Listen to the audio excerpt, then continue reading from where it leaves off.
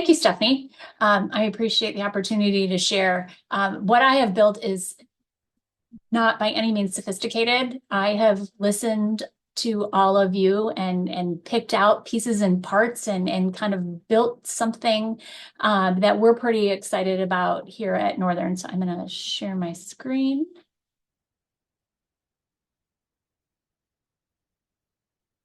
And let's see. Hopefully you see a big red bar. Nope, I think you see a spreadsheet. Wrong one. Let me try it again. We saw your web page. Oh, you did? Okay. Yeah.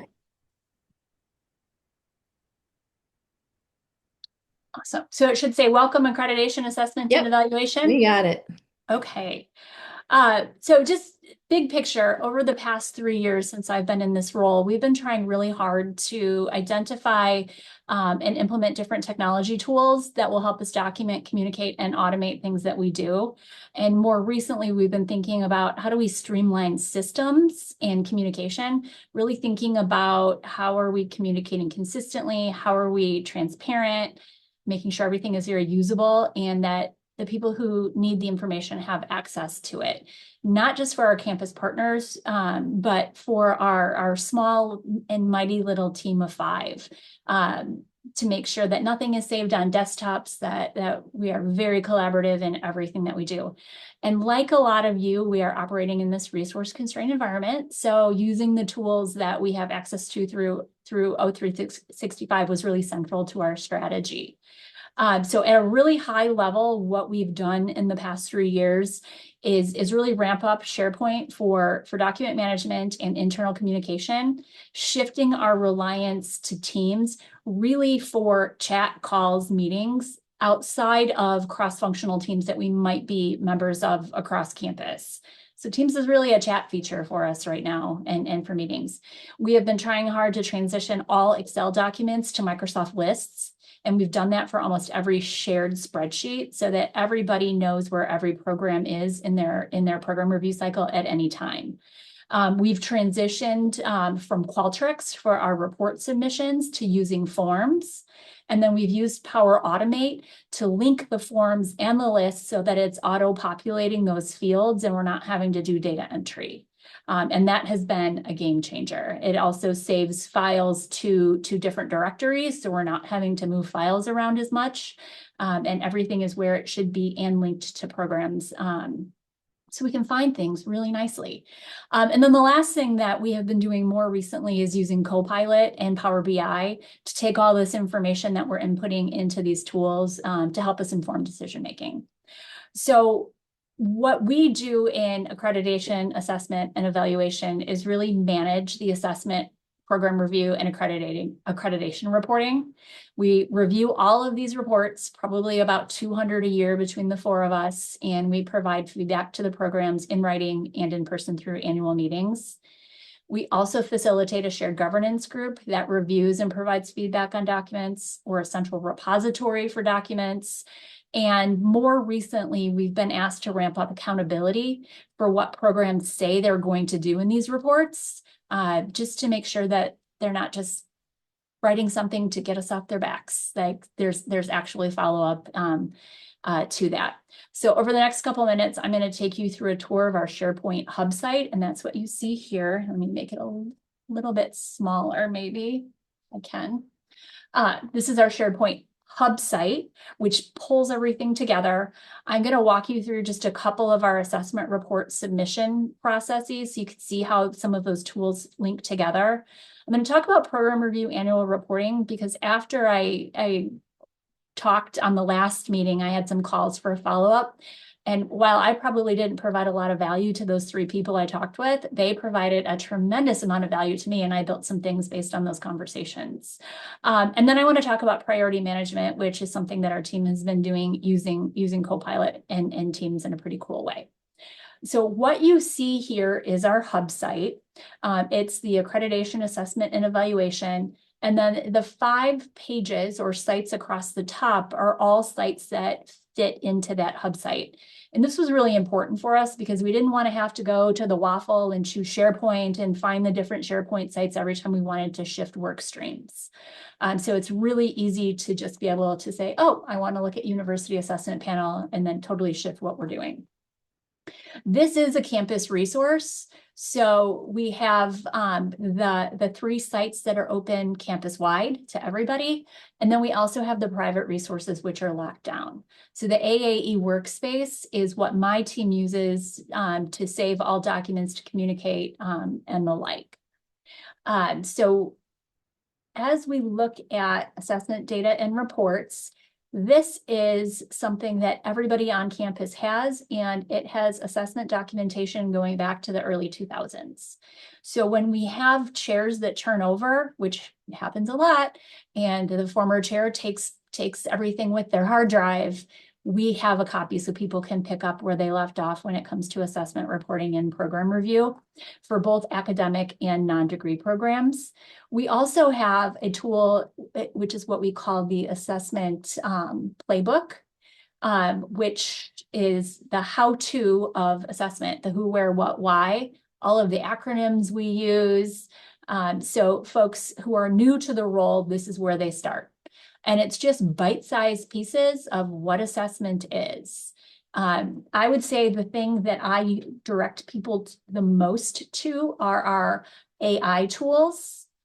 We have used a product called PlayLab, which sits on top of ChatGPT to develop several different agents. So anywhere from developing assessment plans to learning outcomes to rubrics, and then also to help us streamline our reporting process, we have an AI agent that we can put their report into it, and it will generate feedback for us according to our template. And, what are the standard things that we typically say to people? Because as I'm sure you know, it's pretty repetitive. So all of these tools are the ones we point folks to, and they have access to the feedback. If they want feedback on any of their plans, reports before they send them in, they can run it through the feedback generator too, and get an idea of what we might say. We never send that out straight out of the tool. We're always reviewing and tweaking, but those are pretty neat tools. So let's go back to program review. Program review has been probably the one that's been developed the most since we met last summer. We have standard program review processes, and it starts in the college. So each college has what they do. They roll up into a university process. So all of the documents they need to run program review is here. One of the things we added was a toolkit, because lots of department chairs were saying, we're gonna increase recruiting. Well, what does that mean? So we have some, what are the 6 things you can do locally to promote your undergrad program? So we're building our toolkits here. If you look on the left side, we do use Tableau in our institutional effectiveness IR shop. We have limited licenses because it's a very expensive tool.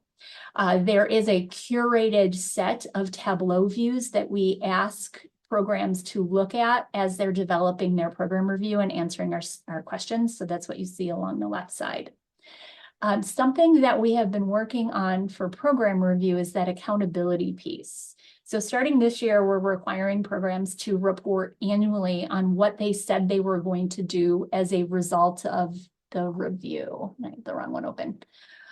So we pulled out and itemized those actions and put them into a Microsoft list. So this year, each of our department chairs who has program reviews is going to get a link to their item only for their program. And we're going to ask them to respond to what they're doing for each of the actions. So they'll have to select a status. So if the person from Northeastern is on, I stole your statuses, thank you. So they have to select a status for that action item so we know where they're at. And then they have to give us just a few sentences on what they've done over the past year to advance that action.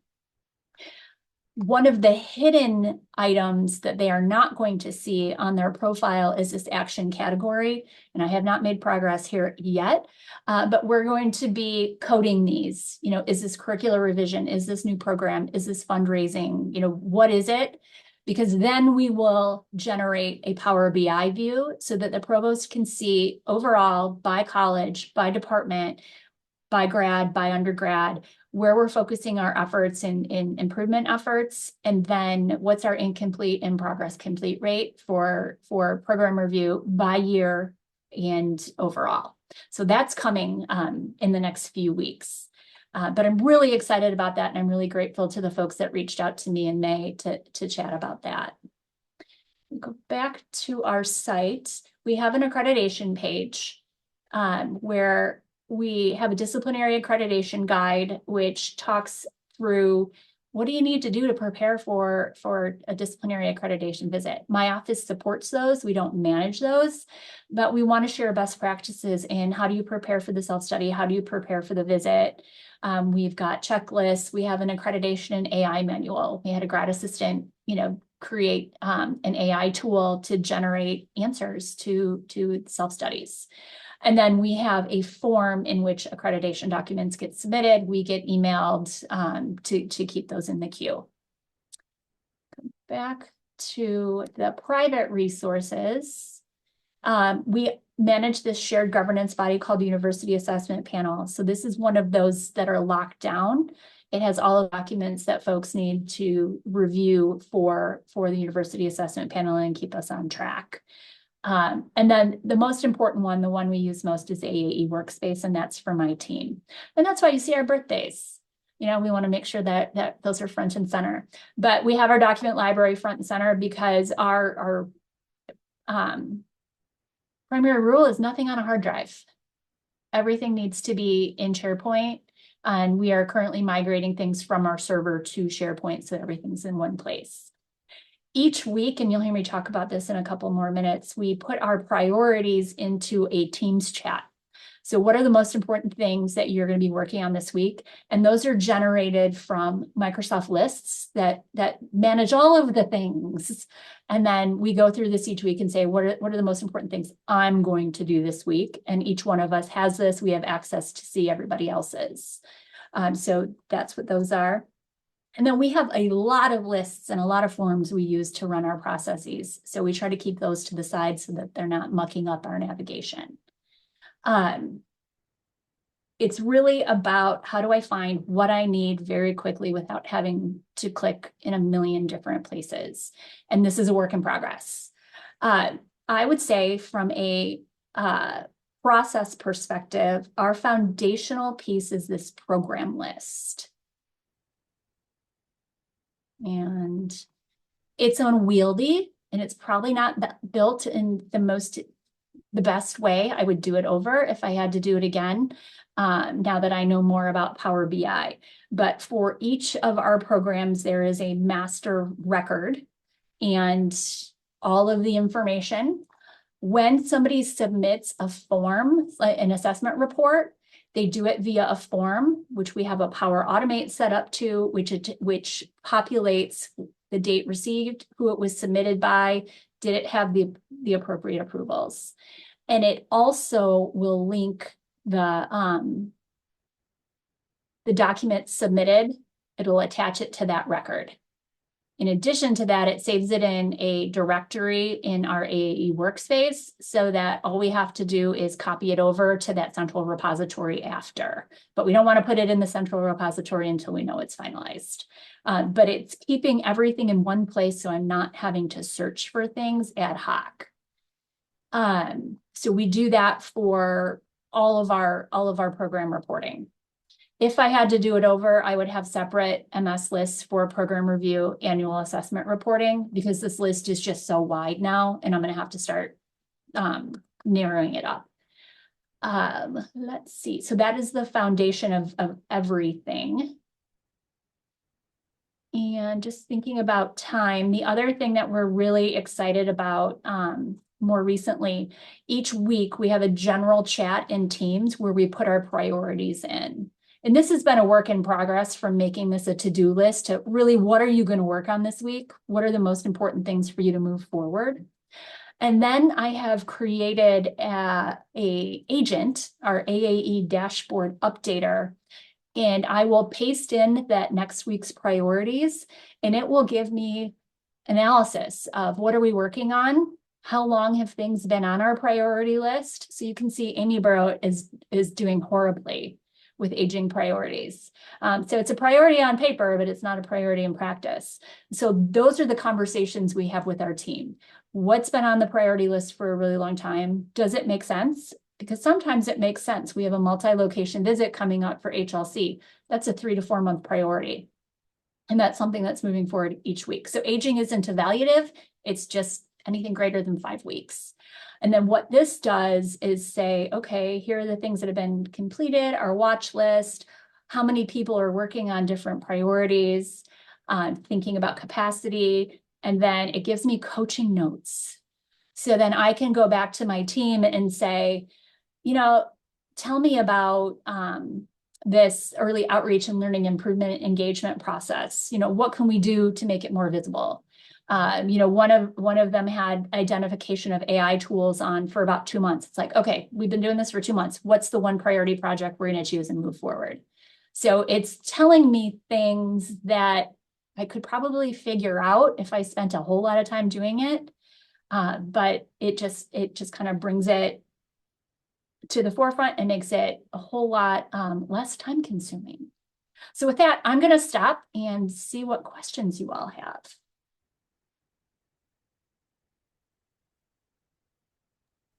I'll kick off, Amy. I have a lot of questions, but I'll focus on just one.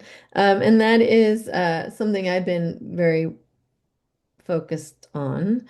Um, how much maintenance time does all of this take, the technology piece and then cleaning up anything, like the maintenance time of just this system? Um, well, I did spend 4 hours building a Power BI yesterday that I did not show you. I do want to show you because I'm pretty excited about it. Let me go back.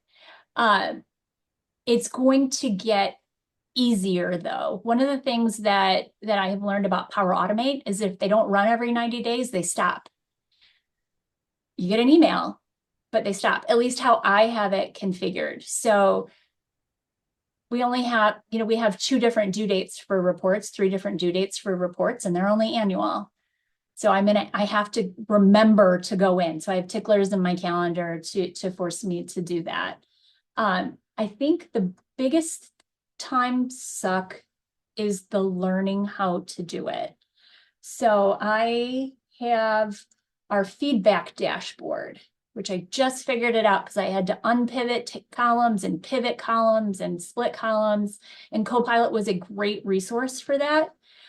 But now this is going to be pretty easy to keep updated. So you can see the number of reports we reviewed last year by assessment partner, reports by college, school, but we tag all of our feedback by a strength code in a meta category. So now we can more easily dial in and say, okay, we're doing really well with reporting results, decisions, actions, and uses of data. But next steps, oh, look, reporting results is also high. We were in a report transition year, so there was a lot of really good job transitioning. And then looking at the different comments. So making sure that these are functional is probably the most time consuming, but thankfully we get emails. And a lot of it is every time we have one of these meetings, I think, what did I learn that can enhance what we're doing? So it's also kind of self-imposed. I have a couple questions. The first is, so early on, you kind of showed like a document repository where I think you said everyone in the university has access to all of the historical reports. Mm-hmm. So is that like all of the reports for all programs? It is. We have been doing annual assessment reporting since the early 2000s. My office also used to manage the alumni survey and first destination surveys. So that information is all in there. It's very transparent. Anybody across campus, as long as they have a faculty or staff user ID, can access it. So Is you that can see something best that's like, practices. is that access manually managed by you, or is it just some from like an automatic feed somehow? We worked with we call it Do It, the Department of IT, to get that. So it was locked down. It locked out students, Okay. and That only allowed faculty staff in. My other question is, you said that in order to like submit assessment reports, they fill out a form that populates that list. And one of the things you had said was, you check to see if it had the appropriate approvals. Is that just something that whoever's filling out the form kind of self-reports, or what is that piece of it? They do. It's self-reported. Really, those fields are on there as a reminder. Your dean's supposed to look at this. Okay. And we don't lock it down because, our College of Business might have 16 programs, so that the associate dean can review and approve all of those. The College of Liberal Arts and Sciences has 80 programs. The associate deans are not reading all of those before they're submitted. They're just getting submitted. So really did someone look at this before you're giving it to us so we're not looking at junk? Thank you. Not that we ever get junk.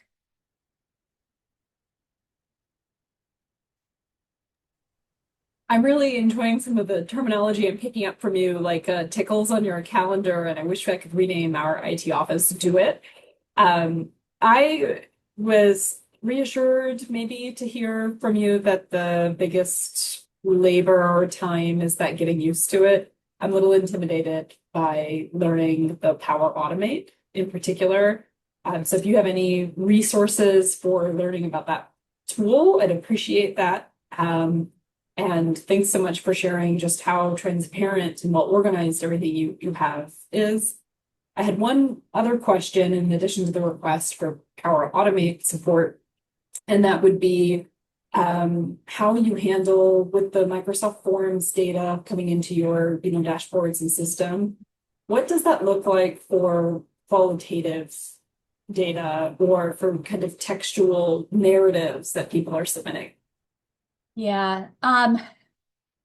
So to answer your question about Power Automate, I fought with that for more weeks than I would like to admit. And finally, I reached out to Do It, and I said, somebody in your group has to know Power Automate. And nobody did. Like I am definitely a pioneer on campus in this. And there is now a group of us who has a community at Northern sharing all of this similar to what we're doing. But I ended up reaching out to people who know how to code. I do not know how to code or speak computer language. So they were instrumental, but I would tell you that they relied on Copilot mainly. And I have learned that through them that Claude is better than Copilot in some of this, which is strange. But whatever. They were very instrumental in helping me. And now that I know how to do it once, I can replicate it, which is really helpful. But Power Automate has been amazing. Did I answer your other question? I think there was two. Oh, just like, what does this look like for when you're processing or trying to make sense out of textual or qualitative data? Zero right now. So I mentioned that I am taking all of those program review action items. I am manually coding those. I could, however, now that you say that, I could feed them into Copilot and have Copilot auto-code those in just review and check. I don't know if anybody was at I think it was one of the assessment conferences. Gloria from ABET had a whole list of code for, or prompts for coding qualitative information. So I will put a link in the chat to that because I saved it. And that's how we generate a lot of our annual reports information now. We take all of our feedback in, we clean it, we verify it, we summarize it item-wise, so we can figure out, top strengths, bottom strengths, and then I have it write a paragraph about it for me. So I will put that code or a link to the code in the chat. Gosh, I'm so glad you said that. That's going to save me hours today.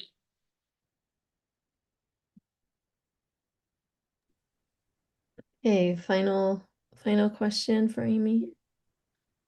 I guess I have one more, maybe two.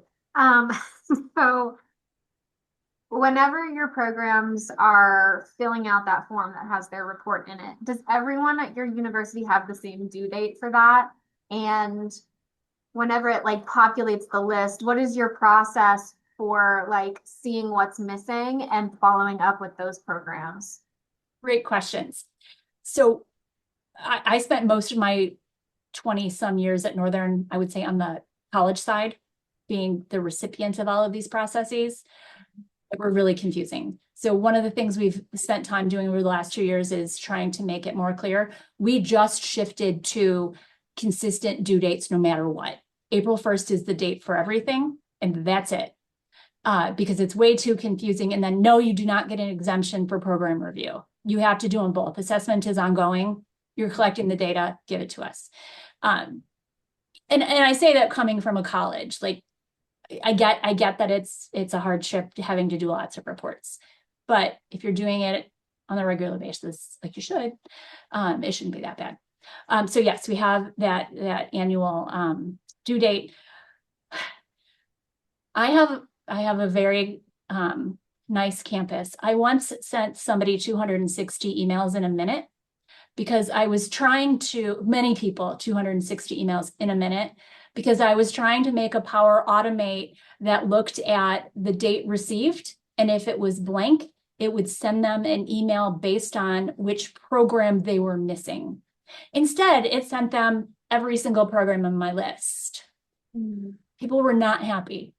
And I did that right before I left to go somewhere on a road trip. So thankfully I checked in, and thank God for power. When your phone becomes a spot for internet, because I was able to shut it down.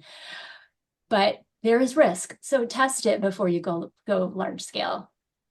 But that's my dream, is that every 2 weeks leading up to April 1st, there will be reminders. I just have to figure it out in a way that's not as risky as what I did last year. Thank you. But you can do it. I know you can do it. Well, thanks so much, Amy. Really appreciate you sharing. I love all of these strategies. Sharing communication, sharing the files, no stray files living on people's hard drives. This is really great. And your integration of AI and Copilot was really great too. So thank you so much. And if Um, anyone wants to follow up, I do have to jump off at 1 o'clock, but get a hold of me. I'm happy to walk you through it or answer any other questions. yeah, and we have our listserv too that you can always post questions on, like who's working on this? Can I connect with somebody to figure things out? Um, so I really love uh, several of the things you said are going to connect to the thing that I'm going to present today, which is a summer project that I'm really excited about. But compared to Northern Illinois University, it looks like ho hum, this little thing that I created. But I wanted to show you all because I was excited, and I want to show you a little of the behind the scenes stuff, which people are often asking for. All right. So I'll tell you what I'm going to show you. I don't have slides or like an official thing I worked out. I'm going to walk you through what I did. Okay. So here was my issue. I am one person. I'm a one person office. So we've got a couple other folks on campus who do assessment in their units, but for institutional assessment, it's me. So I serve on the university curriculum committee, and new programs and program changes come through all the time with learning outcomes that don't meet our institutional expectations. There'll be 47 of them, for instance. And by the time that it hits the voting stage, uh, no matter what I say, the committee is very reluctant to send anything back to the programs because we also are trying to get things done on campus. They're also trying to streamline the new program process so it takes less time to get new programs off the ground. That is a big problem for me because you can't wait for assessment at the end, as you all know. We need to be doing good work all the way through. So, um, we also have about 350 some odd degree and certificate programs. So, for me, the one person to work with all of those folks, it's just not tenable. So, I wondered what it would be like to use AI to support the program learning outcomes creation and revision process in a robust way. I took a course through EduCause this summer. It was a 4 session course. It cost $350. Our institution is an institutional member, so I'm sure I got that rate. It was well worth the $350 because I was able to create an AI assistant that supported faculty in creating and revising learning outcomes for their programs that aligns with institutional expectations, disciplinary uh, expectations, um, level of program, and things, goofy things like a lot of our degree programs have multiple concentrations. And faculty will try to do like whole separate sets of learning outcomes for each concentration. Students get 1 degree, but there might be 6 concentrations. And so the messaging just isn't really getting through. So in that spirit, I did create an AI assistant. Now, I'm going to show it to you, but I'll give you a little more information before I do. So when I took the EduCause workshop, we could just use whatever we had access to. I pay for a version of Claude just for my own use. The institution doesn't have open access to anything where I could create an AI agent. At least, well, no, it's not open for anybody to use. We'll get there. And so I created my assistant in Claude. I was so excited about it. It was so good. It spoke to faculty in a collegial way. It was respectful. It was encouraging. It was really a thought partner. You could give information about your program, answer some questions that I programmed into the assistant to get more information, and then it would prompt the user into explaining a little bit more. It would offer really good explanations. It even could handle hostility if people were really upset and hated doing this. So I was so excited. I was trying to figure out how to launch this for a pilot for campus, and then it was clear I couldn't use Claude because we don't have a campus license for Claude. And it's not one of those tools where I could just create a link and anybody could access, but the only people who can use it would be other people who who are on the same license.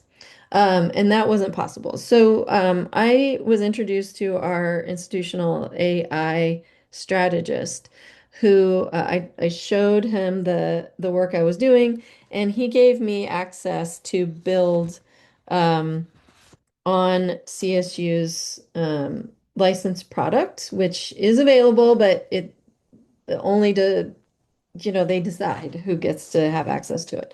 So, and the reason I'm bringing it to this group is because it is not a Microsoft product, but it's called Nebula One. And that's kind of behind the scenes of what they're calling like RAM GPT or whatever they're calling for our campus. But it is a secure kind of multimodal AI product that is created by Cloudforce. Um, that it's a platform that uses it uses like OpenAI, it uses Claude, it uses Gemini. So it uses multiple AI platforms into one platform. And it is the kind of official Microsoft partner. And so it builds on Microsoft's Azure technology, and then it conforms to all of our data governance and policies and protects data. And it is only available behind CSU institutional credentials. So it keeps all of the data, prompts, file uploads, and all of that within Microsoft's enterprise's secure environment. So that's why I'm bringing it to you, because we had this and I didn't know that. I didn't know it was really available until I talked to the right person and was given access. Um, and I was able to migrate all of my Claude coding and work into this platform. So I can launch it to campus. And can now give the link to faculty on campus, and we're going to pilot it this year or this fall. So I'm gonna show you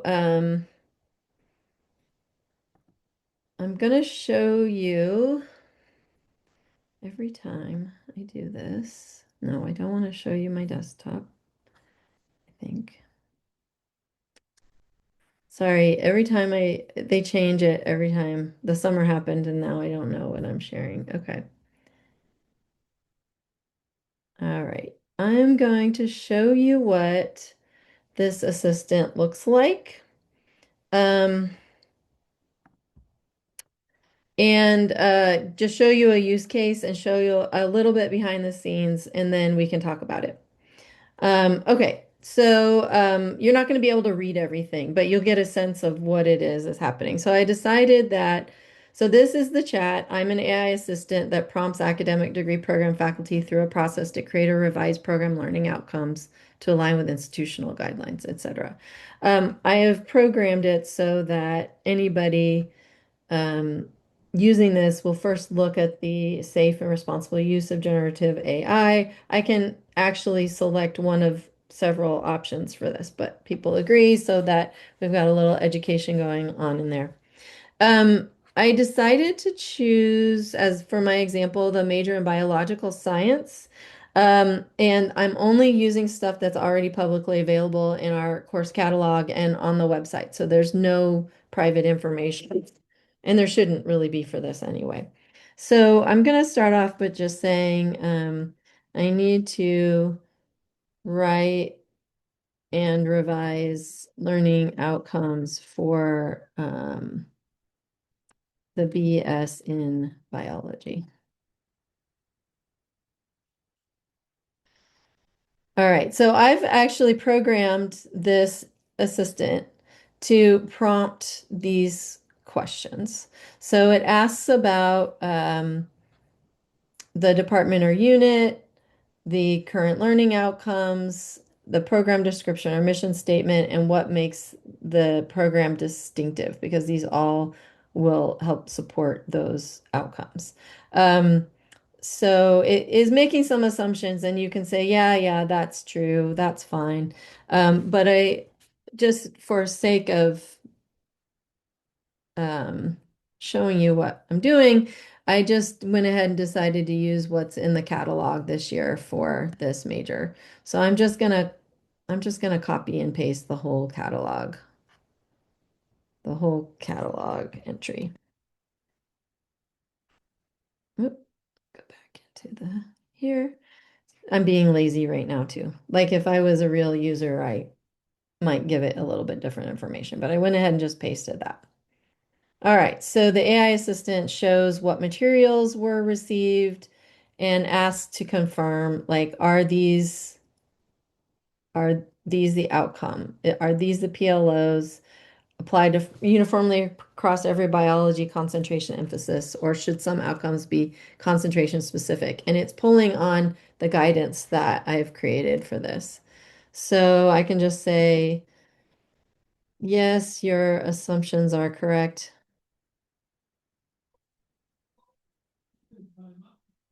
And I need to write an outcome for the botany concentration.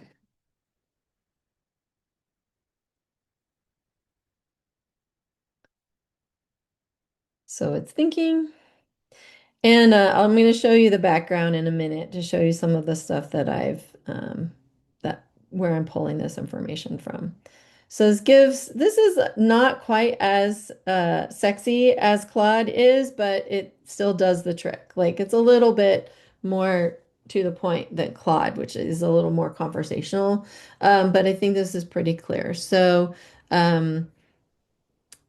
it starts to work through the assumptions, the outcome that's already there, why this is a strong starting draft, gives you another optional version. And that just gave me the concentration. Um, so I'm gonna go, what about the other major outcomes? And I just wanted to show you this one last thing, and then we'll kind of go behind the scenes. So this pulls on some of the guidance that I've given about we expect for undergraduate major, broad measurable statements, etc. And then it provides some information on suggested major level outcomes. Um, and gives some comparison to what the current objectives are. And in this case, the current objectives are brief, and so it gives some feedback about those outcomes, um, asks further questions about like where are these things happening? Does the department want collaboration, etc. Asks further questions. So this could go on and on. Like we could ask it more questions, we could have more of a conversation. And one of the things that somehow I messed up for myself was just showing you archive chats. An example of how it's supposed to. I'm pulling up one that I did yesterday on here we go, on animal sciences. Um, where it gives back, here we go. So it gives the current PLO, the alignment status, like how is it aligned to expectations, what's working about the outcome, what might be missing or misaligned. For instance, problem solving and leadership skills are broad constructs. Like, can we clarify? Can we revise? And gives a rationale. And then it also gives some kind of cross-cutting observations across all of the outcomes. So I just wanted to show you a little bit behind the scenes of what this looks like. And so it's very easy to interact with, but you do need to you kind of use the right language and kind of go back and forth and figure out what's going to get you what you want for your agent. In this case, there is a description here about I'm telling the assistant who you are, what is it that you're supposed to do, what's your persona. There are inputs. I'm asking, what do we want from the program? And then says if it's missing, ask for it before giving feedback. Don't invent or assume language. If you're missing anything, say so plainly, etc. Then there's a workflow and all of this I learned in the EDUCAUSE workshop on how to set these up. So it gives information about like scope, fit, degree, etc. Here's some information in the feedback, what I want in terms of feedback, and then creating a summary. There are some guardrails about flagging your uncertainty. I think Claude does a better job than Nebula one at being more conversational and being more humble, should I say, about not assuming that they know what they're talking about. But um, so there's information here. And then there's even like if the user is frustrated or upset, then the AI assistant needs to send them to me. The knowledge sources are all of the websites that have the information from my own website. And then there are others like the curriculum.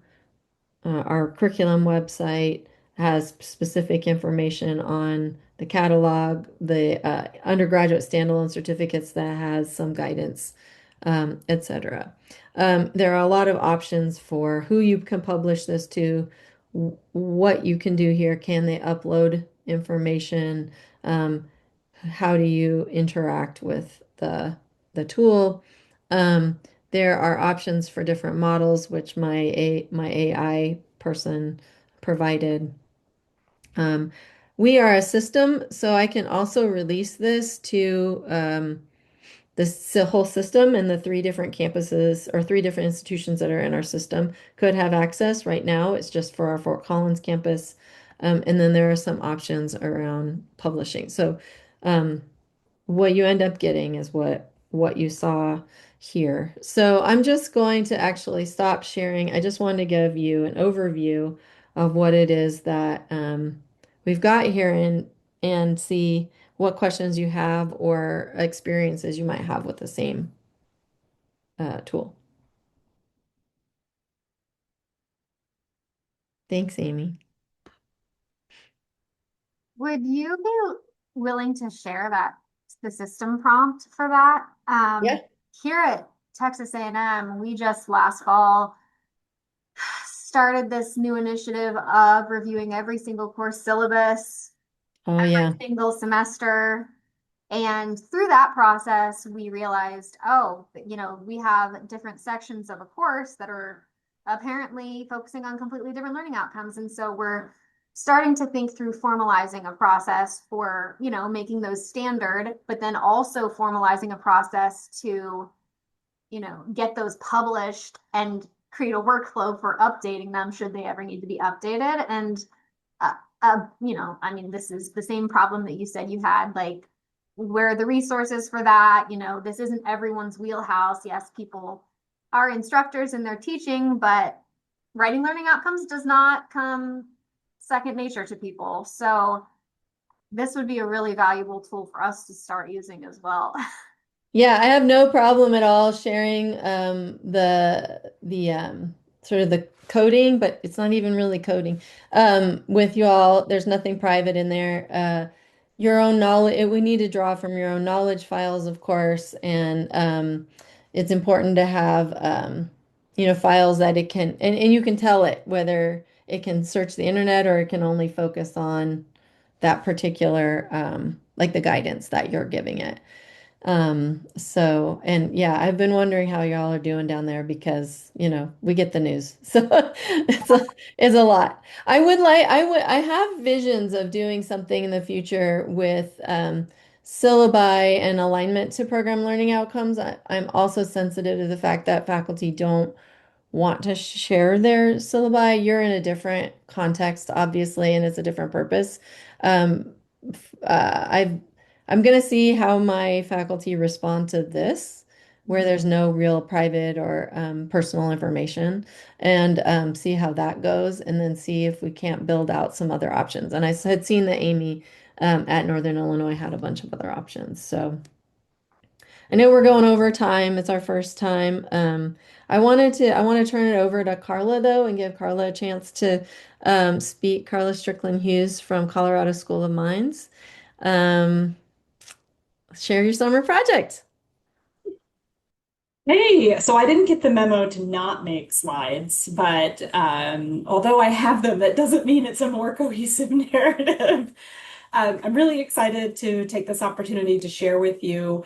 And the broader context of this project is that we have been working on integrating tools that we already have on campus that faculty are already familiar with, to have a more streamlined and less burdensome program assessment process. And in that context, some of the tools that we have are neither, watermark and assessment management software, nor are they Microsoft. But I'm hoping that it still may be relevant to this audience because what I've learned mostly is about the process through kind of collaborating with and nudging and like working in partnership with like folks all around campus. So with that, one moment, and I'll share my handy dandy screen there for you. So as Stephanie mentioned, my name is Carla Strickland-Hughes, and I'm just down the road from her at Colorado School of Mines in beautiful Golden, Colorado. My position is an assessment associate, rather than a director of assessment or working in institutional effectiveness and those sorts of things. And I'm actually situated in our Center for Teaching and Learning, which is the Trefny Innovative Instruction Center. So I'm not here necessarily as a Canvas outcomes expert. I know that there's actually another community of practice for Canvas outcomes for assessment that I recommend if you're not already a part of that. So really here I'm hoping today to share how we're approaching the challenge of building an assessment infrastructure like with the tools that we already have available. So for context, Mines is a public R1 STEM university in Colorado. We have about 7,000 to 8,000 students, and 1/4 of those are graduate students. We're institutionally accredited through the Higher Learning Commission. And as a focused STEM engineering university, we actually have just such a small number of programs compared to the other folks who've shared today. So we have 19 undergraduate programs. Whereas there's almost that many in Northern's business school alone. I heard 16 being the number that Amy said earlier today. And we're also in a unique context because 14 of those 19 programs are actually accredited through ABET. So we already have, through this kind of decentralized process, a lot of consistency across all of our programs. But then, almost 1/4 of them that are sort of left behind or look a little different because there are these non-ABET programs on the engineering campus. The bigger context for this project is that over the past couple of years, we've been working on renewing requirements for programs to submit internally annual assessment updates for accountability and support.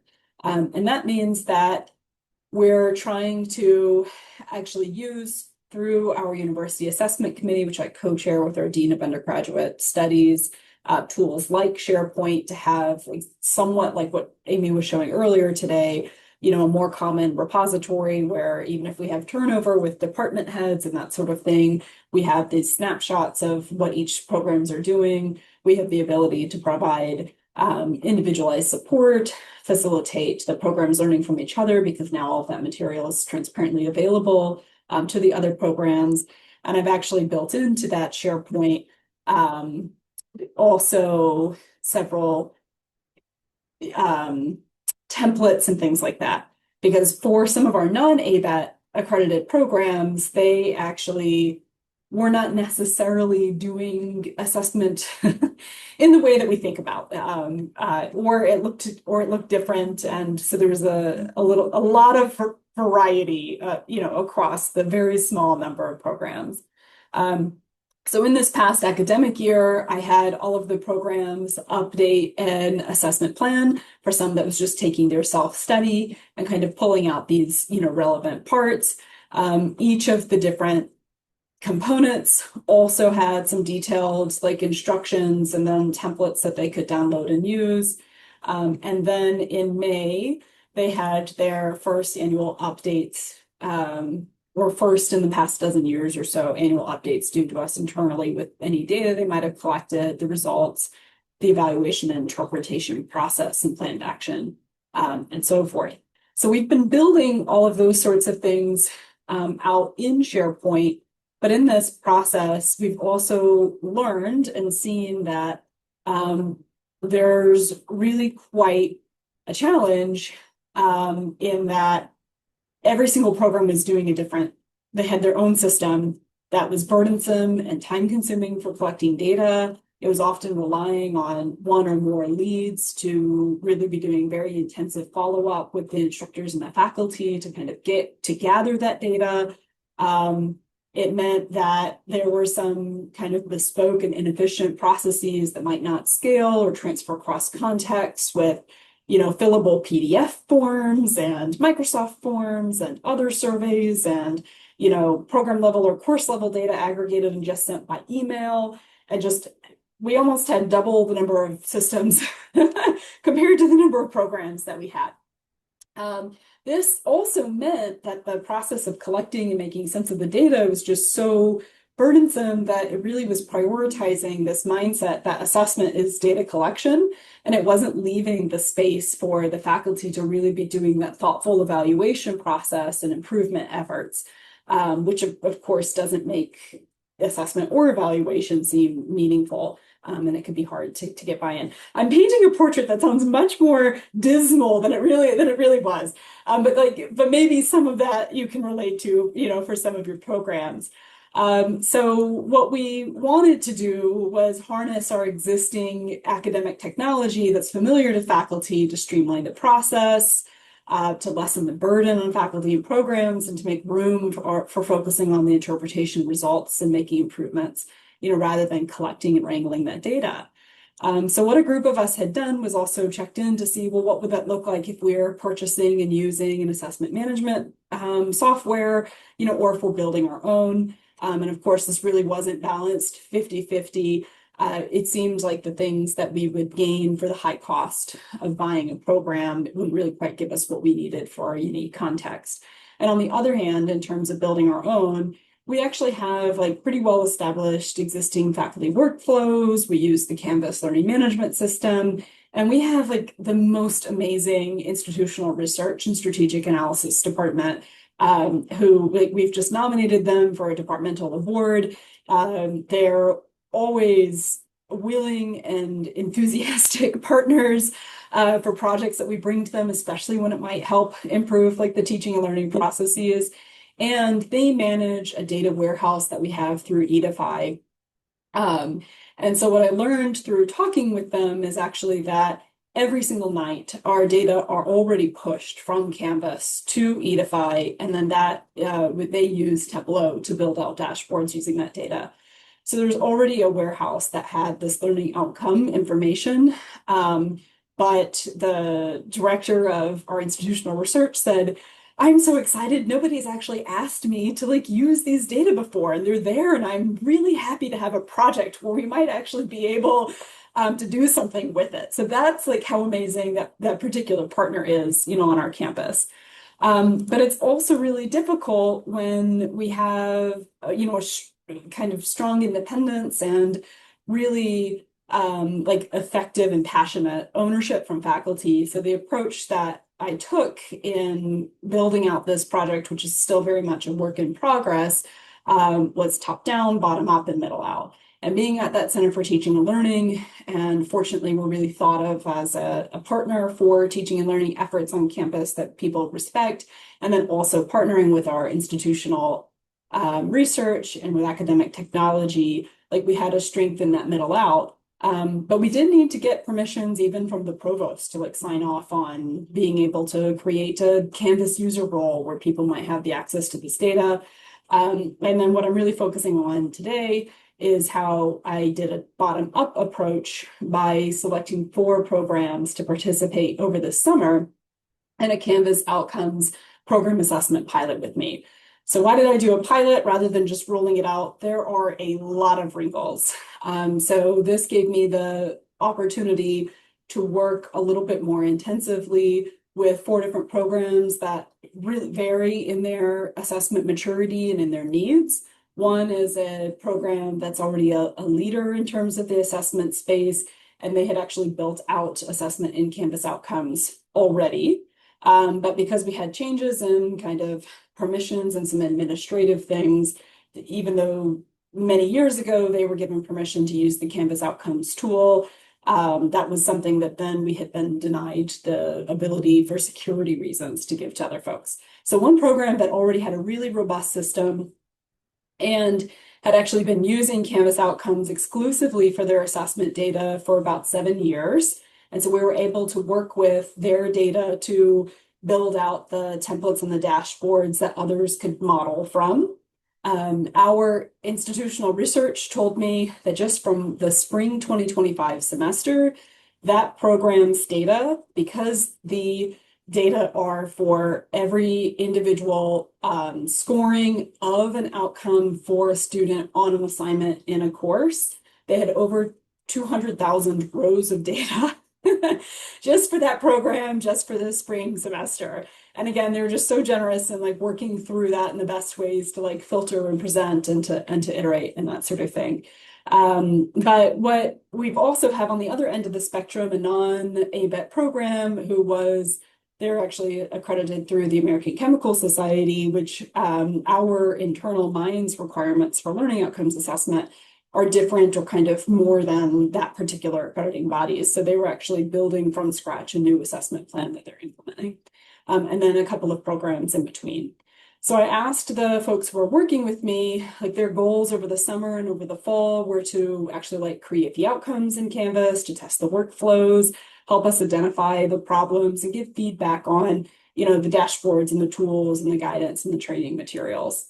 I appreciated that I was able to work with them over the summer because it meant that we were able to give them a small professional development stipend of $500, and in some cases it was a way to recognize this great work that the programs had already been doing, and in others was just like a nominal, a way to give them a little bit of recognition for the extra work when they had some space to be doing it. So this is just the text taken from the recruitment that I gave to them, kind of explaining what is the Canvas Outcomes tool, why might they want to use it, because some may not be familiar with it. The setting out the goals of the program, as I mentioned to you, setting up the Canvas Outcomes, using it to assess at least two outcomes in fall. And then to collaborate on the development of like the training materials and the tools. And so, as I mentioned, we were able to provide them $500 in summer pay. And so we got a few applications and worked with them. What I really found that this was a social process, and I feel a bit more like a project manager than the person moving the actual work forward, because there's so many things that we've needed to do in collaboration that aren't necessarily in my skill set or like under the umbrella of what I do at the Center for Teaching and Learning. So I've found it really important to work with our instructional technology team over this past year and then the summer.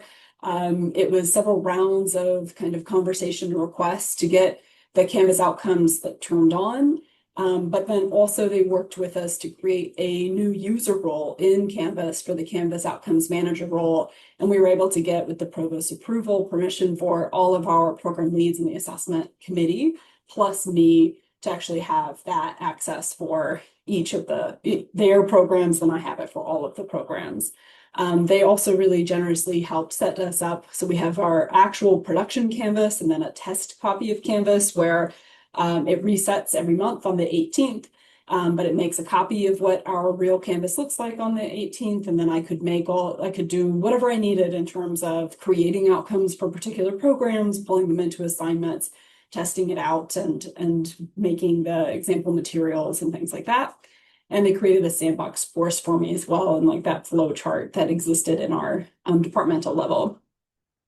I also partnered with our institutional research, and they had to, in the beginning, even just navigate what the data that were being pushed into our warehouse even meant, and to find some tools from Instructure that actually mapped all of that out.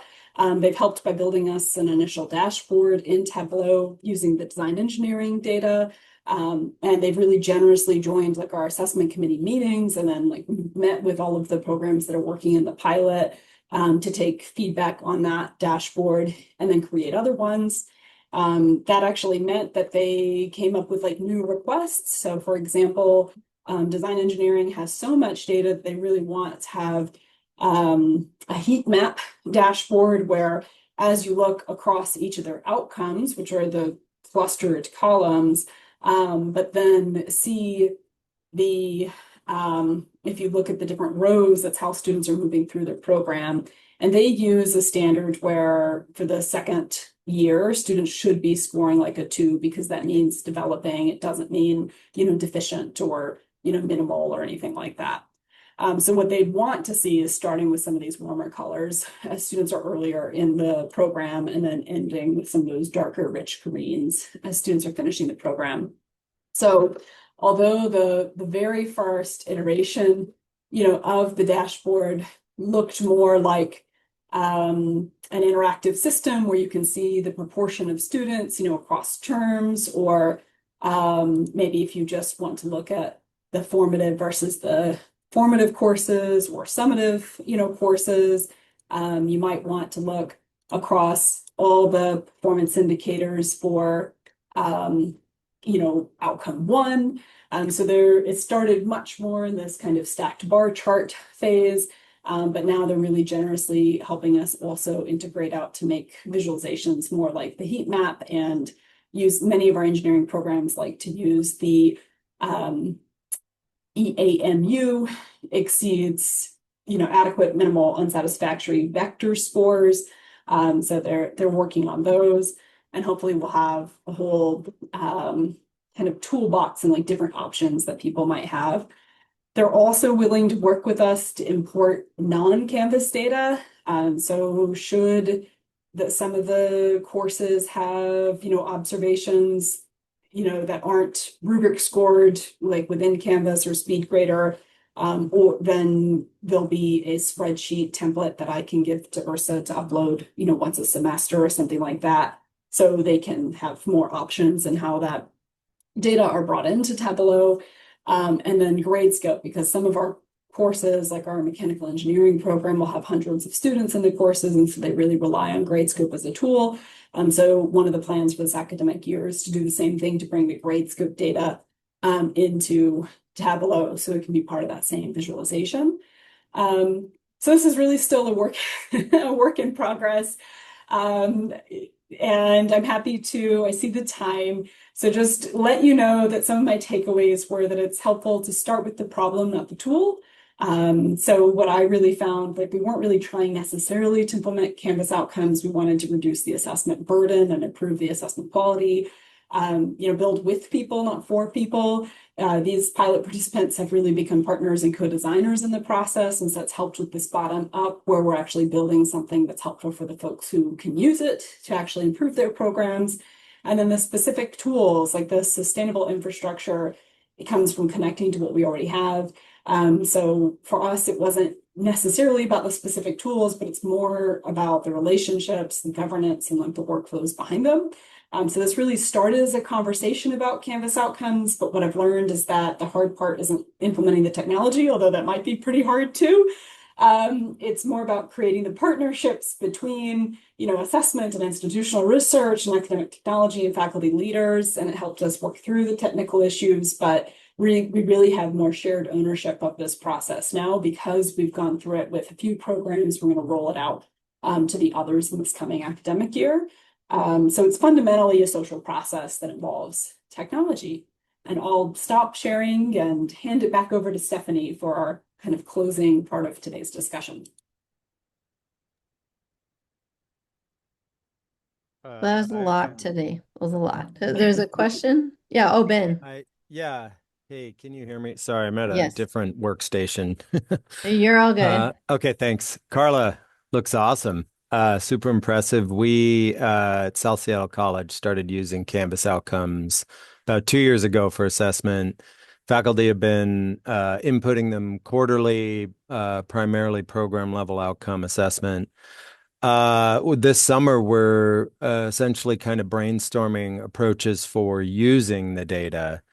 And I think what I'm curious from your perspective is, having that nice faculty group, were there any kind of big ideas of how faculty or deans would want to really get in there and actually use the data for, continuous improvement, improving student success? Yeah, but thank you. Really awesome. Congrats. Thanks. That's the perennial problem. Many of our programs have annual or biannual retreats. And so the hope is that having a system where the visualizations are automatic for them makes it where they have a starting discussion point at those retreats for the evaluation and change. So we're in a place where because the direct evidence of student learning has been so burdensome, or sometimes the programs feel like it's dictated or mandated that it has to be done in a particular way for ABET, in reality, they find the rich information from employers and alumni and students to be more informative for ways to improve the program and their curriculum. So they, at least at Minds, in many cases, we have incredibly rich discussions and evaluation and continuous improvement changes. And then we have incredibly burdensome processes to collect data on student learning, and those have not been integrated. Yeah. So I'm really playing towards like highlighting for them, you have the system in place, the way you Yeah. discuss this and touch base and document for like your retreats and your meetings and the way you have your advisory boards, all of that is great. Let's make it as easy as possible to bring this learning data into that conversation. Okay. And then we can tweak the learning data because we do both, but they may not always be linked. I think you're right in what you said, that most places struggle with this is the ability to take that data and make meaningful change with it from the faculty or dean sort of instruction side. So good luck. I think next year I'll come back. Yeah, no, you're in the same initial stage as we are.